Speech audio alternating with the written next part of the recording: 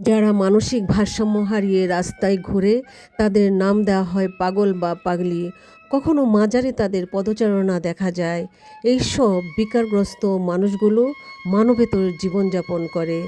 তাদের গায়ে ময়লা গন্ধ, ছেঁড়া কাপড়, মাথার চুলে জট পাকিয়ে থাকে। অনেক সময় দেখা যায় কেউ তাদের গায়ে ঢিল ছুঁড়ে আর রক্ত ঝরায়। তথাকথিত পাগলিদের দেহভোগের নেশায় চরিত্রহীন নরপিশাচদের চোখ যেন এড়ায় না। হঠাৎ দেখা যায় পাগলির পেট ফুলে উঠেছে। একদিন সে রাস্তায় সন্তান প্রসব করে। কে সে সন্তানের পিতা?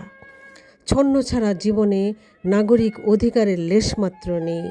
সরকারের পাশাপাশি স্বেচ্ছাসেবক সংগঠনগুলো যদি মানবতার হাত বাড়িয়ে তাদের পুনর্বাসন করে আর চিকিৎসার আওতায় আনে, তাতে হয়তো তারা অনেকাংশেই স্বাভাবিক জীবনে ফিরে আসবে।